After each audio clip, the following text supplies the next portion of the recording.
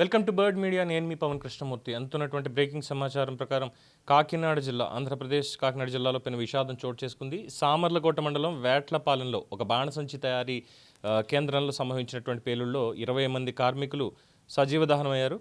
మృతదేహాలు పేలుడు ధాటికి చెల్లాచెదురుగా పడిపోవడంతో ఆ ప్రాంతం అంతా రక్తసిక్తంగా మారింది. వేట్లపాలెంలో ఉన్నటువంటి సూర్యశ్రీ ఫైర్ వర్క్స్ బాణసంచా తయారీ కేంద్రంలో భారీ పేలుడు సంభవించింది. మొత్తం 35 మంది కార్మికులు అక్కడ పనిచేస్తున్నట్టుగా సమాచారం అందుతోంది. మంటల క్షణాల్లోని యూనిట్ అంతా వ్యాపించడంతో లోపల ఉన్న వాళ్ళు బయటకు వచ్చే అవకాశం లేకుండా పోయింది. 20 మంది మరణించినట్టు ప్రాథమిక సమాచారం అందుతుండగా మృతుల సంఖ్య పెరిగే అవకాశం ఉందని, భారీ శబ్దంతో మొత్తం పేలుడికి భవనం అంతా ధ్వంసమైంది జరుగుతున్నటువంటి చోట. పెళ్లిళ్ల సీజన్లో భారీ ఆర్డర్లు రావడంతో బాణసంచాకి తయారీ చేస్తున్న డిమాండ్కి అనుగుణంగా ఎక్కువ మంది కార్మికులతోటి నిబంధనలకు విరుద్ధంగా భారీ మొత్తాల్లో రసాయనాలు కూడా నిల్వ ఉంచడము, అలాగే తయారీ సమయంలో జరిగిన అజాగ్రత్తే ఈ ప్రమాదానికి కారణంగా అనుమానం వ్యక్తం చేస్తున్నారు. ఇక అగ్నిమాపక సిబ్బంది వెంటనే స్థలానికి చేరుకుని మంటలను ఆపే ప్రయత్నం చేశారు. చుట్టుపక్కల ఉన్నటువంటి వాళ్ళు వెంటనే కొంతమంది పొలాల్లోకి పరుగులు తీయడం కూడా జరిగింది. ఇంకా ఎంతమంది మరణించారు అనేటువంటిది అధికారిక సమాచారం అయితే రాలేదు. మృతుల సంఖ్య పెరిగేటువంటి అవకాశం ఉంది అని తెలుస్తోంది. వేట్లపాలెంలో విషాదఛాయలు అనుకున్నాయి. ముఖ్యమంత్రి, ఇతర మంత్రులందరూ కూడా దీనికి సంబంధించినటువంటి సమీక్ష చేస్తున్నారు. అలాగే అగ్నిమాపక సిబ్బంది, అధికారులు మొత్తం అందరూ కూడా ఆ ప్రాంతానికి వెళ్ళి ఏం జరిగింది అనేటువంటి దాని మీద విచారణ కూడా చేస్తున్నారు. క్షతగాత్రుల్ని ఎవరైతే ఉన్నారో ఇంకా వాళ్ళని ఆసుపత్రికి తరలించి చికిత్స అందిస్తున్నారనేది తెలుస్తున్నటువంటి అంశం.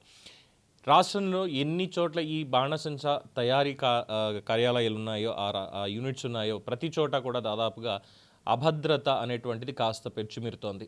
ఇటీవల కాలంలోనే కాదు, దాదాపుగా గత 5 సంవత్సరాల డేటాని తీసుకుంటే బాణసంచాలో వాళ్ళ అజాగ్రత్త వల్ల ఎక్కువ మొత్తంలో రసాయనాలు వీటన్నిటిని కూడా నిల్వ ఉంచడం, అలాగే సేఫ్టీ మెజర్స్ అనేవి సరిగ్గా తీసుకోకుండా కొంతమంది భారీగా తయారు చేస్తూ ఉండడంతో ఎటువంటి ప్రమాదాలు జరుగుతున్నాయనేది చూస్తూనే ఉన్నాం. సో ముందుగా ఈ భద్రతా ప్రమాణాలు మెరుగుపరచడానికి ప్రభుత్వాలు ఇమీడియట్గా చర్యలు తీసుకోవాలి.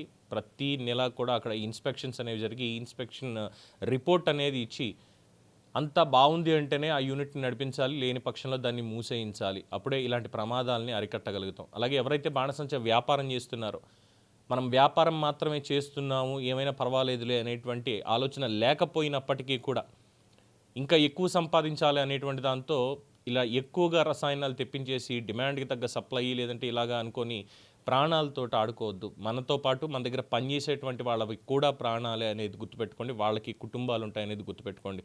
సో దీనికి సంబంధించి ప్రభుత్వం నుంచి ఏమైనా ఎక్స్గ్రేషియా వస్తుందా లేదా అన్నటువంటి ఇంకా ప్రకటన అయితే రాలేదు.